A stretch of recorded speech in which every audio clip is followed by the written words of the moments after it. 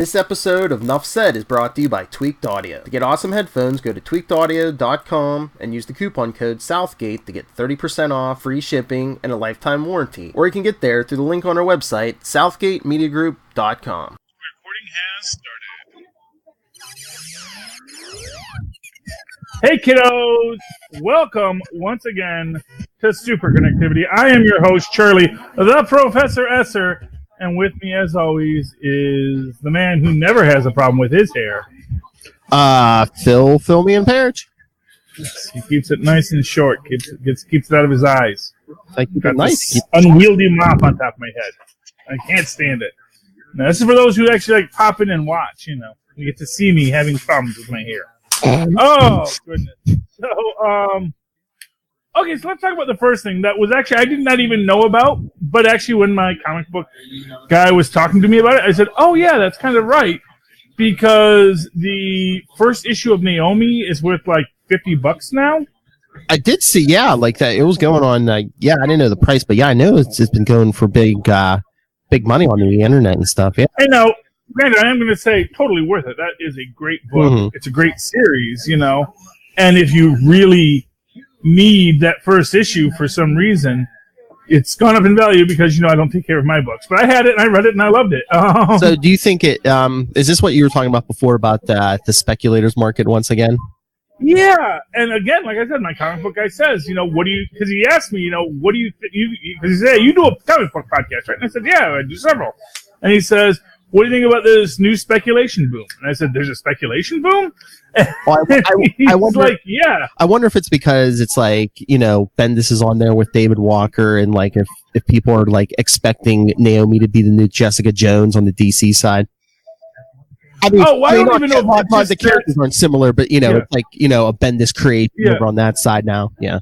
Well, what it was actually I was just using that as an example. Yeah, but that's it. Yeah. Of the kind of thing that inspires this kind of speculation. Mm-hmm. But the fact of the matter, and again, according to my comic book guy, and he would know, he sells comic books, there is a real uptick in the speculative market of people buying to flip in hopes of gaining money. And it's 90s nostalgia, man. Everything's back to the 90s. Well, yeah, I mean, hologram covers and everything. I mean, I can see that now, especially like on the Marvel side. Like people are gonna like try to start picking up, you know, the first issue Sam Wilson was Captain America, or the first Jane Foster Thor. Yeah, well, I mean, certainly there's a possibility. Mm-hmm. But here's the thing. The long box market is something different than the speculator market.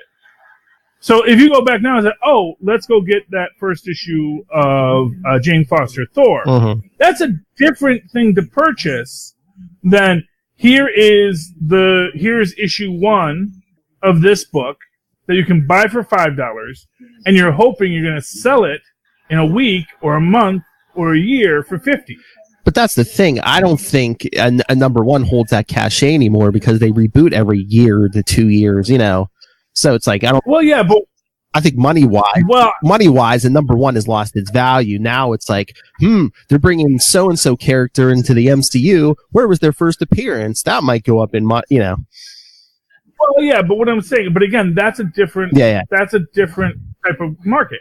See, what killed the '90s, because the speculators market, when they talk about the speculation market, they're talking about the '90s, Superman. You know, pre-bagged books. Well, yeah, you know, like Todd McFarlane's Spider-Man #1, and then that X-Men #1. I mean, those were the days where they weren't throwing out #1s every 2 seconds. I think people were like, "Oh, this is a brand new #1. This is going to be worth money," you know. But the thing is that there's this market that gets created where people are buying stuff with the intention of flipping it quickly. Mm-hmm. It's one thing when you buy. So, for example, you buy McFarlane's first appearance in Spider-Man, and you say, I get the feeling this is going to be worth money. I'm going to put it in my long box to save for 20 years. Yeah. And then I'm going to sell it, and it's going to be like a Fantastic Four #1 in, you know, by the 80s when it was worth, you know, $100,000, you know? Yeah. That is a different kind of market than the speculators market. The speculators market is when the people are just buying tons of books and trying to sell them on eBay quickly, which happens because you'll see this because the book sells out and now people are going to pay $35 for it on eBay, and that's a different market. And the question that I kind of come to is, the speculators killed the comic book industry in the 90s. Mm-hmm. But it mostly killed the comic book industry in the 90s because Marvel and DC and 1,000 indie publishers kind of thought this was going to go on forever. Yeah. They didn't plan for this occurrence. And I kind of think of this kind of like the Funko Pop market now, where the Funko Pop is basically, they're useless toys. I think we can all agree with that. You can't play with them. They're literally just toys made to sit in a box on your shelf. You have Funko? Are you just making fun that I talk with my hands? No, I'm covering up the ones over on okay. Wall over there. Oh, that's okay. Well, you took them out of the box. They're worthless now. I know. Everyone knows that. The second you free your toy, the magic, the money goblin leaves. That one in the middle was a gift from Lilith Hellfire. I will never sell that. That's very good. Yeah, we'll see what your kid does someday. Oh, that's junk. What are we going to do with this? Exactly. Any of this stuff worth money now? Anyway. Yeah. That's why I trash all my stuff so my kids know it's worthless. So do you think the thing fueling this new speculator market is all like the all the superhero movies and TV shows? I mean, you can't throw a rock and not hit like a superhero property anymore. Well, yeah, I think that's a big part of it. It's bringing the idea of it into the mainstream and into the public eye. But more along the lines, it's also creating this idea that there is this value to these products that is unrelated to its either cultural or historical value. Mm-hmm. So, and this is, like I said, the difference between the long box market and the speculator market. Now, you can speculate to buy something, put it in a long box, but then you're taking that time before you sell it. Yeah. It's the idea of flipping, which is sort of what you had back in the 90s, where the Death of Superman, still in bag was selling, for $100. Because people thought, oh, this is the last thing. But of course, why would you buy it if you're not going to open the bag? Oh. How do you even know what's in there? They could have just put paper in there. So every so often you'll see that unopened pack of chewing gum from the 1970s. Could be a rookie card in here. Maybe, probably not, because they were rare. But the baseball cards, yeah. Yeah, those were the ones that went up in value, was baseball cards. I bought baseball cards for one summer. It's like, but they're like boring. With cards, it's like, there's like 2 sentences to read on them, and that's it. At least with comic books, you can read a story over and over. Well, I used to like the we used to always get the Star Wars cards. Oh, I was going to say I got a couple of those Marvel secrets. With the puzzles. Yeah. Oh, I'm older than you, Phil. I know. That was before they had comic book cards. You had to have a major licensed property back then. Yes. This wasn't for this. But no, this wasn't for comic books. When I was really young, like what was that? Like early '80s. I remember like those Star Wars cards. I think they even had them for like E.T. and stuff. Mm-hmm. Yeah, I remember those. Yeah, but, like I said, it's an interesting development. It does rhyme of the 90s, and and I know from my comic book guys' worry, it's like, man, are we going through this again? Because, of course, this is a store that's been around since the 80s, so they've been through it. They've seen that day when they were printing money on these comic books, and now they're like, don't get excited. But I did notice they've actually hired in new staff. Oh, nice. Yeah, got these young kids in there who I've never seen before, but But yeah, but Naomi, so the ripple effect is occurring once again. Spend this. Well, causing chaos. Hey, look at throwing chaos wherever he goes. To me, Naomi's a book that deserves it. Oh yeah, it's a good book, that's the thing. It's like I can see Naomi being a character who sticks around in the DC. Oh yeah, definitely. She could very easily be DC's new Ms. Marvel. So that's what I'm saying. I wonder if that's the whole thing. Is like people are just waiting because they think this book is going to skyrocket once she makes her first appearance in live action or an animated something or other. Yeah. It's entirely possible. And and for what it's worth, maybe there's more to the speculation market this time because I think it is more creative driven. I'm sure stuff like Bitterroot is getting a lot of hype on the markets because of the cachet of the artist. Yeah, it's not. Sorry. Yeah. Okay. It's not just the gimmick of the book. Who's in this issue? This one dies. Right now, kids, it's not about just multiple covers. Although we do have Marvel's been doing the multiple covers for a while now. Yeah. And as my comic book guy will tell you, I get guys who, they need all 50 covers. They need all of them. Yeah. They tell me I need all of them. Yeah. Yeah, my guy says he gets those too. Yeah. And it's like, and then of course you have, but this is actually where I think Marvel is being smart, where they are designing in rarity, much in the way that Funko does with their manufactured collectible junk toys. With some of them, and Tristan will tell you, Funko toys are awful. Yeah, he will tell you. Tristan, are Funko toys worth it? Yeah, exactly. It could be if you're either a toy collector or stop motion. Oh, okay. So I thought you said they weren't good for stop motion. Oh no, they could work. The only problem is how you can move their legs. They don't stand up well, I guess. Yeah. So there are problems. I've heard him say that, like, a lot of times, especially with the Five Nights at Freddy's Funko toys, they're kind of poorly made. Not supposed to go in the box. I've heard. Oh, I have a question. Yeah, what's your question, Tristan? There's like this Spider-Man. I'm trying to look him up, but apparently, he's basically a Spider-Man, but he's kind of like the Iron Spider, but not as technology-like. Oh, you mean Steel Spider? I think so. He has like silver arms and like a silver. Yeah. Oh, silver arms? Well, there was a character named Steel Spider in the 80s who was a He was in the Spider-Man card too. Yeah, but he actually started out as a fat kid, but he was a super genius kid. And actually, I read Steel Spider's origin. It's really great. Yeah. He used to be in a group, and he used to dress like Doc Ock because he made the yeah. But then he made the Spider-Man arms, and then he actually made a lot of money as a tech billionaire, lost a lot of weight, and then lost it all, and his wife left him. And that's sad. Yeah, he's had some pretty weird stories. I remember they actually brought him back in, I think, an MC2 story once, where the new generation of superheroes were like, "No, man, you were Steel Spider, you were awesome." It's like, really? I thought it was kind of a loser, but See, what do you need me here? You can do this show with Tristan.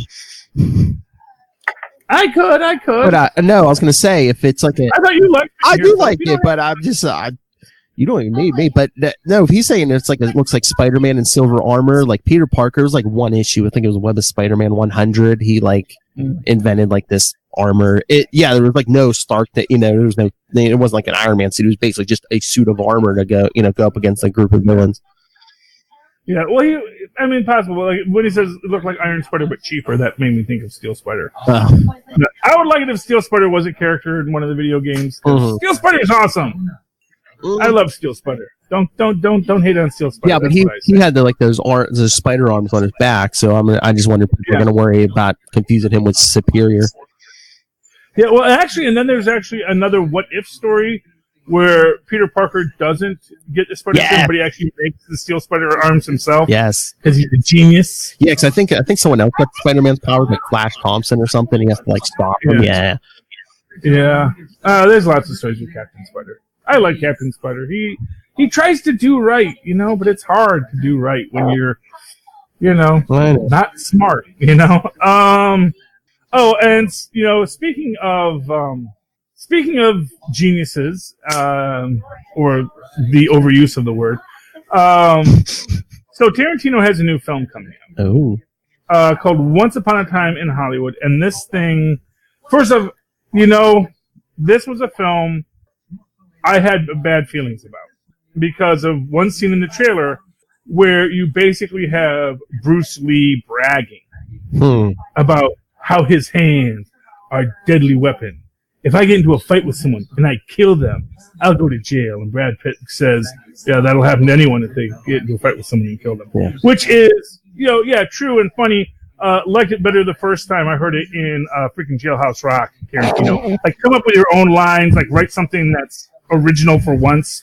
You hack. Yeah, I thought I read somewhere. No. Yeah, I think Bruce Lee's daughter said, was that his daughter? Has a problem with it. A lot of people who are like, from the Lee, and honestly, if you're gonna make an iconic character a jerk, Bruce Lee is not the guy to do it to.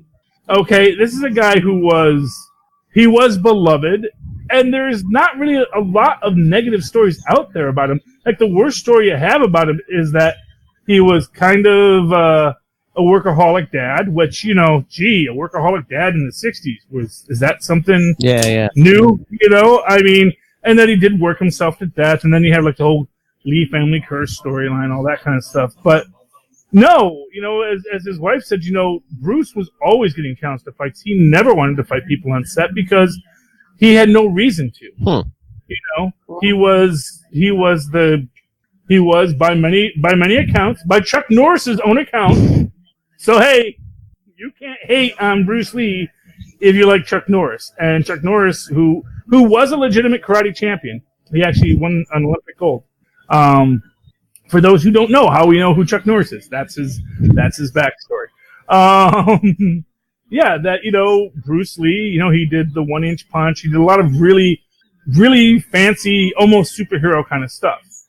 And that's what Bruce Lee's entire art style was. He elevated the art of martial arts to an actual art form and really, really made the American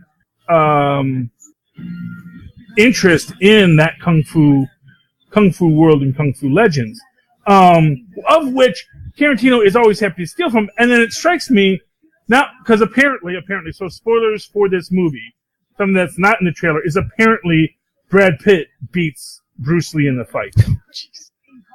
I know. Oh, really? Brad Pitt beats Bruce Lee, But it strikes me that this is not the first time that Tarantino said, who should be the best kung fu fighter in the world? Our white protagonist. Our white protagonist should win. I was going to say, doesn't that seem having the white guy probably beat like one of the, if not the best well-known Asian martial arts actor. Well, yeah. I mean, the white hero complex. I mean, yeah, it is a trope, but it's a bad trope. It's a trope you're supposed to avoid, Tarantino. You're not supposed to lean into it. And, and it strikes me that, even when he's fighting Nazis, he makes sure it's blue-eyed, blonde-haired, Aryan superstar Brad Pitt up there leading the Inglourious Bastards. I think the guy has a real problem with people. Even Django Unchained, I get the feeling that I think there's a lot of racism there that you don't see. And I actually think Quentin Tarantino is a horrible racist. I'm going to say it. I don't know about racist, but I think he's angry at humanity for some reason. Don't ask me why, but because no one wants to talk film with him, I guess. Well, I think he was kicked. Before he became famous. I think he didn't get a lot of respect, probably from many people. Yeah, well, probably, but I don't think it was because he was. I think it was because he has a bad personality. Because I don't see this guy having a good personality. I'm going to go out on a limb on that. I think Tarantino's probably a jerk. And you don't believe me? You know what, Tarantino? Come on this show and defend your oeuvre, Mr. Tarantino. Defend your Reservoir Dogs. Yeah.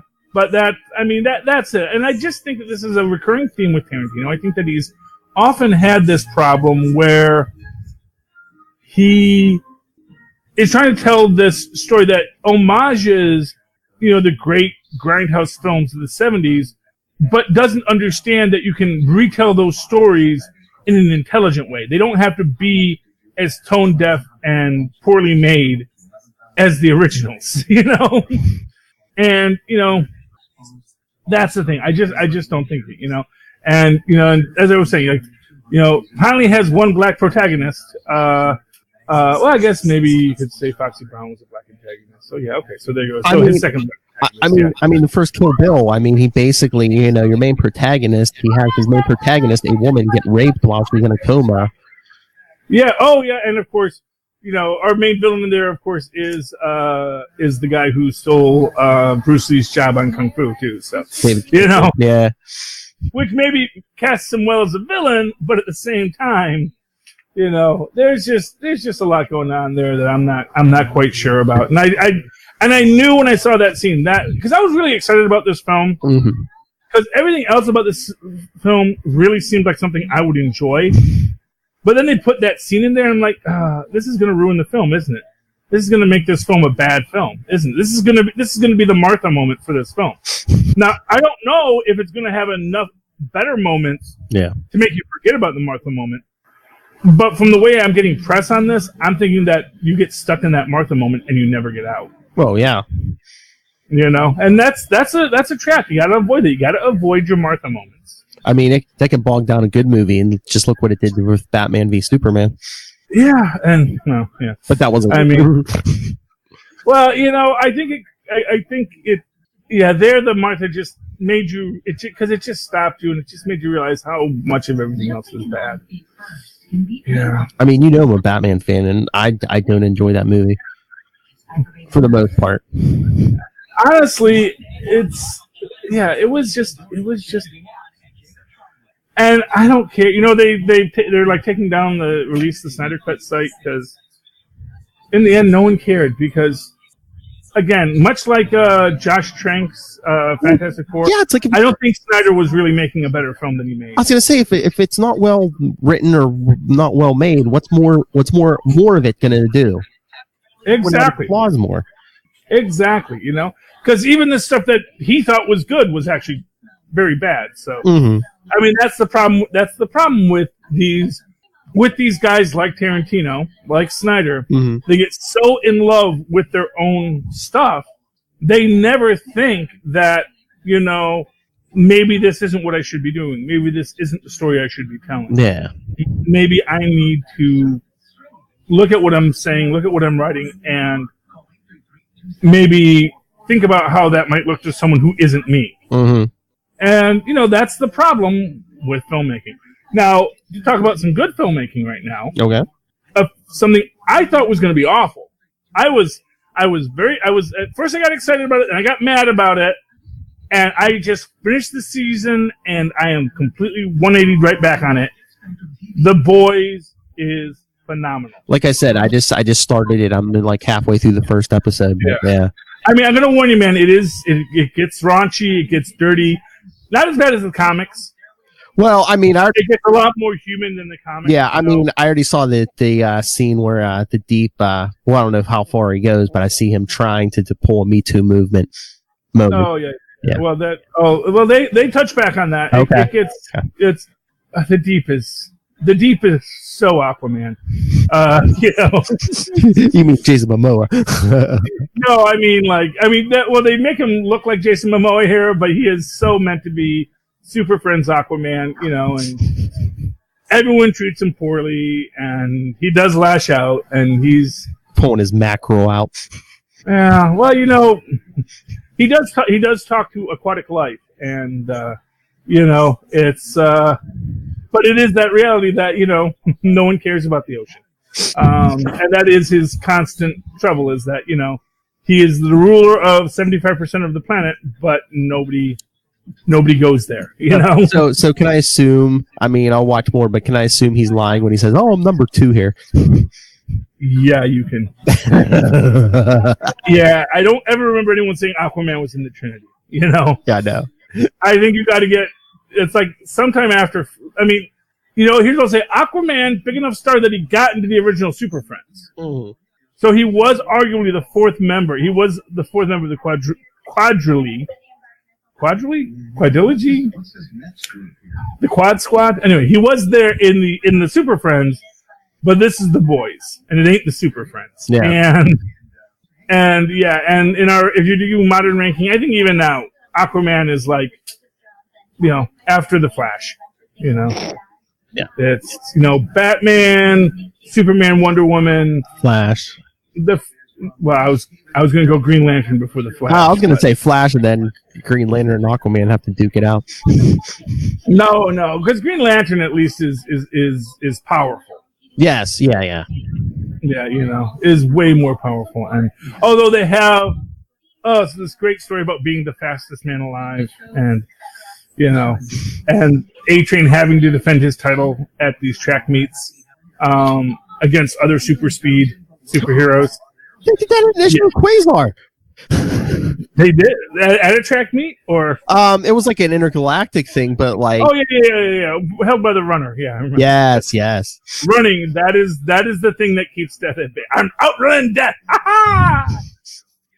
Of all of the Elders of the Universe, the runner is probably the really?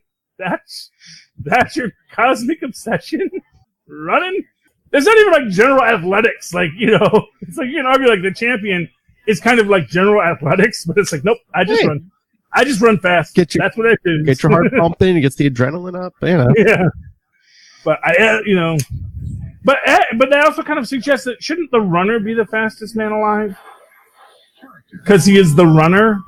Like if someone is technically faster than him, shouldn't that cause him to die immediately? Yes, but can you categorize him as a man? Is he more like a deity or some kind of higher life form? Well, I mean, the Elders of the Universe are, and this is like their new origin, is that as all of their race died out, the essence of their race kind of infused them. So yeah, you could argue that they are like gods. Although that also suggests that when they have kids, like the Collector has a child. Collector actually had a wife. And of course the Gardener has a child. Whether or not that causes them to lose some of their essence, does that mean they will die and then their child will become the Elder? It's an interesting question about the universe. I don't know how all that works, but it apparently does. Yeah, but the boys, it's just fantastic. Like I said, I got very worried because they canceled the Tick. And I really wanted to do a compare and contrast to the two. I think I can still do that. I think that the dark conspiracy at the heart of Vought does put it in a different direction than what we see in the Tick. Because in the Tick, superheroes are more naturally created. Mm-hmm. Although that said, there's a real question that you're going to have. Are these characters naturally created ever, or is it just Compound V? Did they mention Compound V? Yeah, they mentioned Compound V in the first episode because the Senator mentioned Compound V. So it's interesting. They do play with a lot of stuff with that, and it's actually really good. They have a really neat take on something that's in the book, in the original book, because they do change Butcher's origin a bit, but they change it in a brilliant way.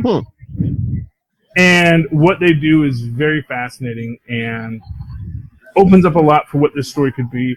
And Homelander is a very fascinating character the more they delve into him. I kind of feel like The Boys does do a really great I won't say it does a great adaptation because I didn't read a lot of The Boys. I've read a few issues. I know the basic backstory. I've read the Wikipedia.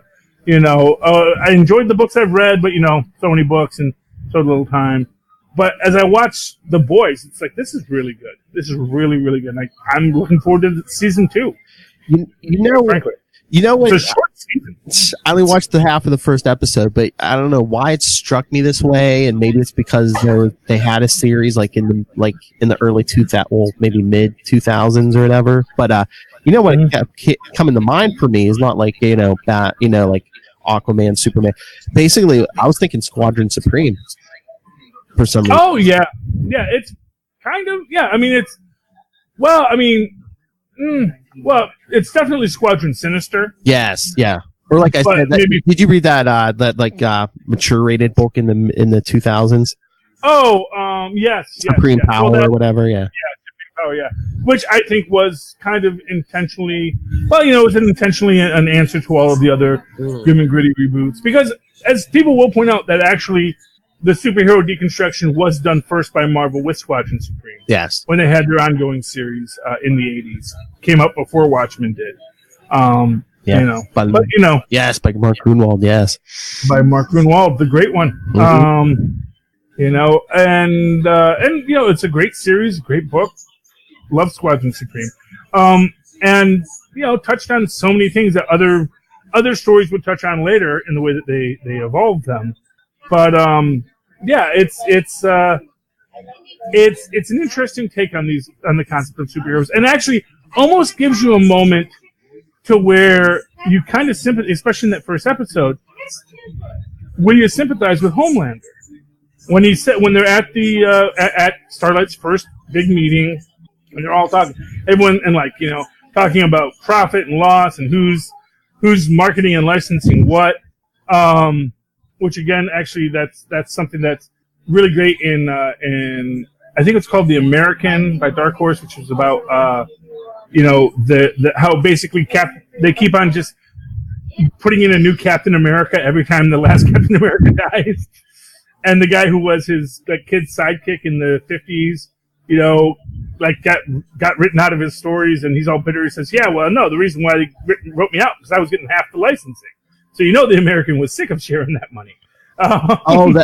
Before I forget, that reminds me, I was listening to a Kevin Smith podcast when I met his, I don't know if this is a rumor or if they heard this somewhere, but supposedly him and his co-host were talking about, the plot of that that Falcon and Winter Soldier, series.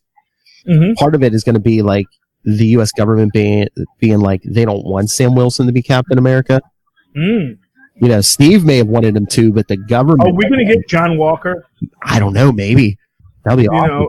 I would love to see that shield is United States government property, son. Howard Stark can't exactly argue that. Is it going to be John Walker, or are there going to be? Would they make a new one? I was going to say, or would they even try to get Bucky to would some people in the government want Bucky to pick up that shield? He's like, no, don't you understand? I'm a killer, and they're like, yeah, but you're the white guy. No. First off, they're going to go white guy. They don't want Bucky. He's uncontrollable. Well, they're going to watch. I mark my words. Oh, I hope it's John Walker. That would be awesome. John Walker's coming into this, and they're going to get some big wrestler. John Cena. Yeah. John Cena. We see you. I mean, this is your chance. I would love to see John Cena as John Walker. Okay. Kevin Smith, make it happen. I mean, I don't know enough of the current wrestlers, but yeah, if you got a big, blonde-haired. Yeah, I think it would be great. I mean, the idea, because and to have this guy being manipulated. Oh, Charlie. Did you just think the same thing I did? That this would be where they introduce the Taskmaster so we get his backstory in the Black Widow film. Oh, that would be good too. But no, that would work. That would work into it too. But who was John Walker's partner when he was Captain America? Oh, Battlestar. We could get Battlestar. Yeah, that would be lovely. I'd love to see Battlestar. Yes. Battlestar didn't go crazy. Exactly. The other option is you could see them bringing out William Burnside, 50s Cap, saying we actually do have another Cap on. We actually do have one on file. He's a little unstable. Of course, President Trump says, I don't know, it sounds good to me. I don't hear anything wrong with what he's saying. Bigly. He's just a good American. Fight those commies, Cap. Oh, gosh. You know what's weird is you actually, read the 50s Caps, when it was supposed to be John Walker, and you go oh, wow. They literally just made him, he was just that racist in the 50s. You mean it was supposed to be Steve Rogers? No, the 50s Cap.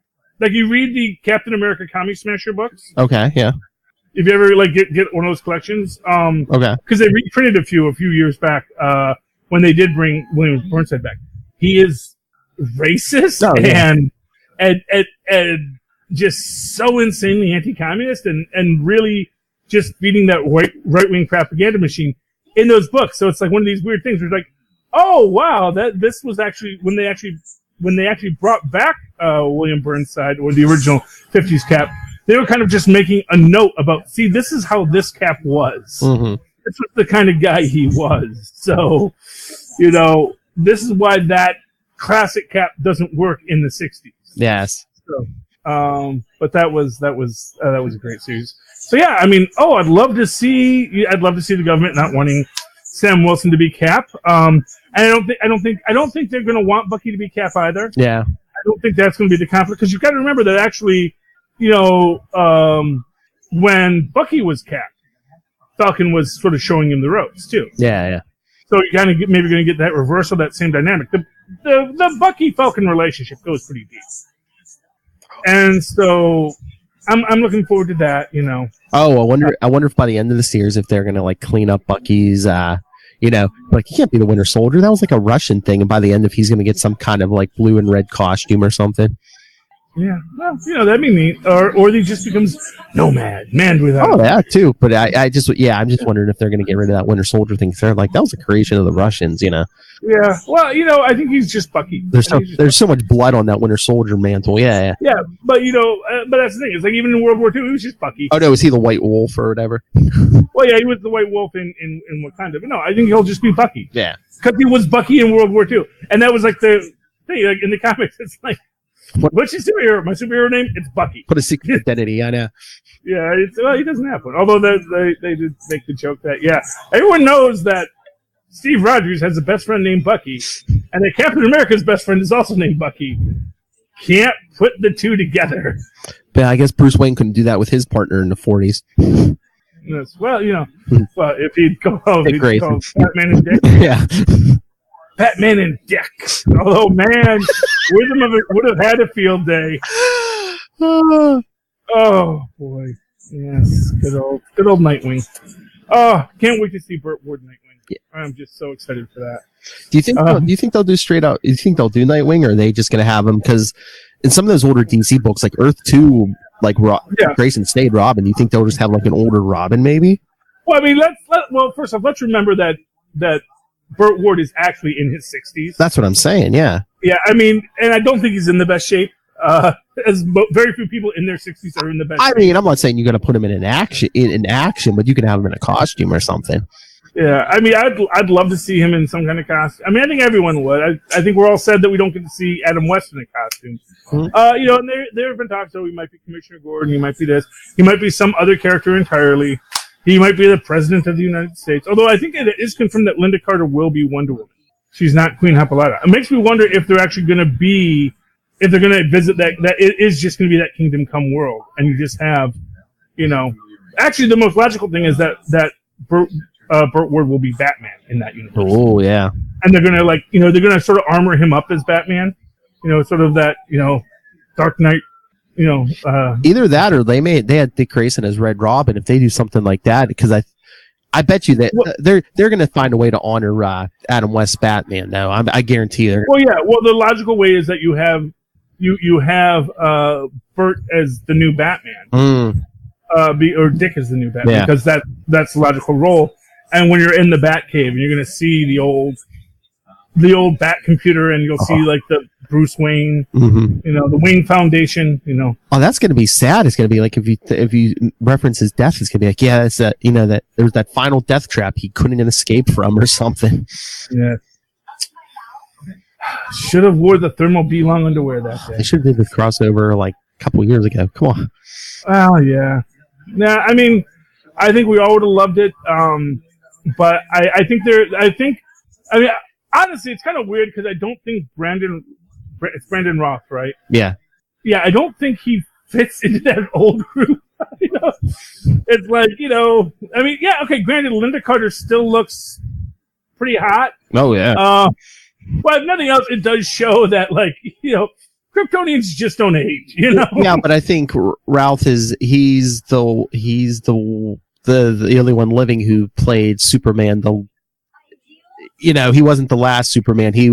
Christopher Reeve is gone. George Reeves is gone. Yeah, and his one was definitely meant to be a continuation of the original Donner. Yeah, Donner universe. It was very much meant in that theme. It's really meant to take place after Superman 4.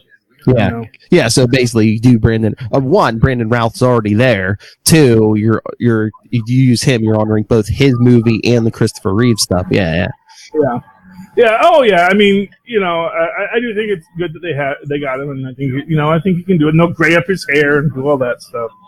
Put him in old man makeup. I don't know, because I think Lil says. I mean, it's kind of hard to tell, but Lil says she thinks he's already going a little bit gray. So. Oh, well, there you go. Yeah, well, why not?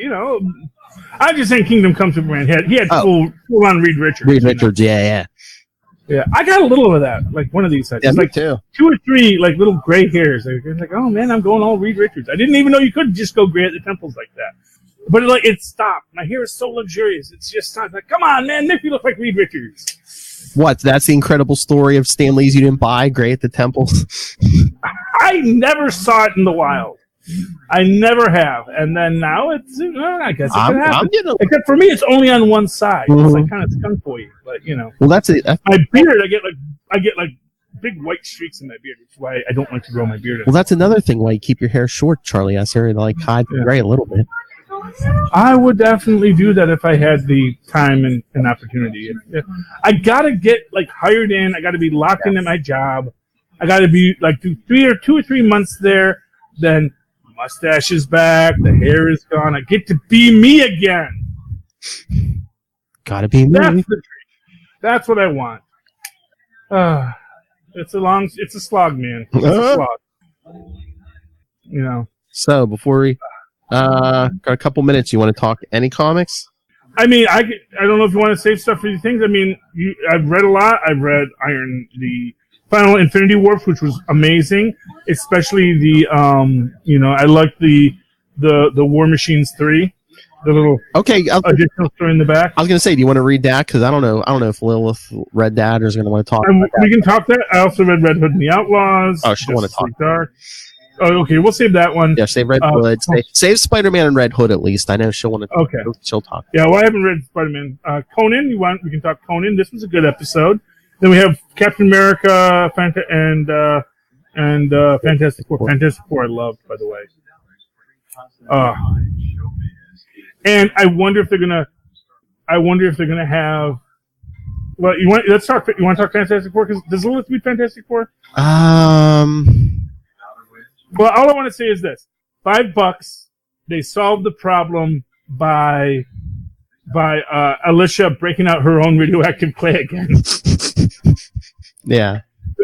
Because I am so certain because I think they did that as a one-off and wasn't going to be a one-off. You can't throw that out there. I know. Alicia's got radioactive clay, But I mean, she's going to be the new puppet master. I mean, we can talk that on Capes. I don't know if Lil Thread or not, but we can talk. Okay, yeah, but I love that. Well, let's talk Conan, as I know I'm the only one who read it. Oh, but, okay. I didn't know if Lil read that sometimes or no.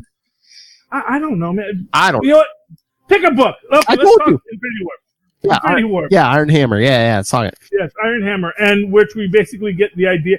And I love how they do the incursions. They're basically again building up to this incursion universe concept, and how what it was that the Zeke Stain guy, that he wasn't a doubled person. Mm-hmm. He was just like one person, and that was what made the universe flawed, and was causing all the collapses in itself. And when we started off, of course, everyone's been quadrupled now. But of course, Arachnite, because he's already 4 people in one mind, was able to navigate it, Yeah. And he could guide everyone else through it. And it was beautiful. It was beautiful the way they do it. And then of course they have. I mean, I don't know if Zeke Stain's gonna, because first off, isn't Zeke Stain a villain? So yeah, that he's in the Hammer now is. I mean, if it's the same guy from the Iron Man book a few years ago, yeah, he's like Obadiah Stain's son or something, yeah. Yeah, Ezekiel Stain, yeah. So that was that's so, but he's the one person who wasn't doubled. So yeah. But what's interesting about it is they have his little face in the hammer, which is also kind of weird. But then they reference it again in that weird thing where he's like, "Am I now unworthy?" It's like, whereas in the first story they say, "Well, actually, the hammer never cares if you're worthy in this universe." Yeah. But because it's like part technology, yeah. Yeah. But then of course, Jane, Happy Jane Hogan, who I loved, who was our new female Iron Hammer. Yeah. That was a fun story, man. I like that. And man, I love the bonding of Happy and Jane. I did think that. I mean, I actually personally think Happy and Pepper are the better bonding. But I guess they wanted to get to a Jane Foster Thor, and they'd already bonded. I don't know who Jane Foster's bonded. I guess she's supposed to be Fandral. You know, not Jane Foster. Pepper Potts and Fandral. Oh, maybe. I've never heard Fandral called the Wise. You know. Yes. You know, I mean, there's all sorts of adjectives that they attach to not Falstaff, Volstagg. But you know who I thought you were going to absolutely mention in the first story, Reuben Storm, the wonderful one, when the terrific two get merged into one. Why is he Reuben Storm? I don't know, unless that's supposed to be a play on Reed and something else. Oh, well, you get R-E for Reed, then there's a U in the middle for what? Sue, and then there's B-E-N for Ben. Okay. Oh, okay, Reuben. Reuben Storm. I get it. So it's all four of them are 1-on-1. So, okay. I mocks what you're saying. Actually, that was supposed to be like merged with Wonder Man. I don't know. It's why? Because he's the wonderful one. So, but I see. Because he's the one, yeah. Rather than the Fantastic Four or the Terrific Two. Yeah. Okay, I get it now. And he's doing all the one puns. But of course, I knew you were gonna like this. I mean, yeah, I know. I loved it. It was really a great story. I liked how they played it out, and it just and then they return to the universe, and then you have, of course, what is it? Vanos. Corvus and Thanos, yes. Yes, because I must make balance and order in the universe, and now it is proof. Well, you know who read this. You know who wrote this first story, right? Who? Al Ewing, or Immortal. Oh, okay. Yeah. Well, there you go.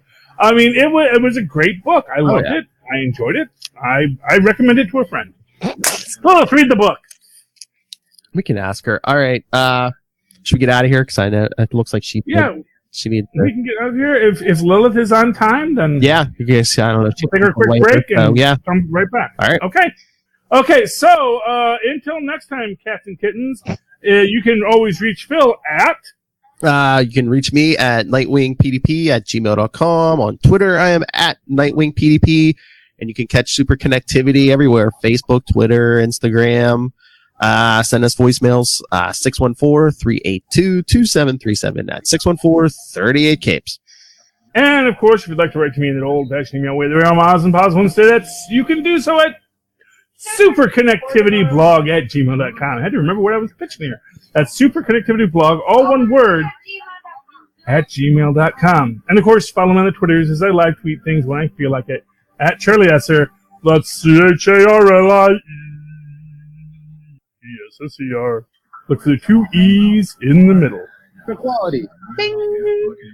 There you go. All right, cats and kittens, thank you for connecting with us once again here on Superconnectivity. In 1 week's time, be sure to super connect with us once again. Good night. Good night. Now we dance. I love to dance.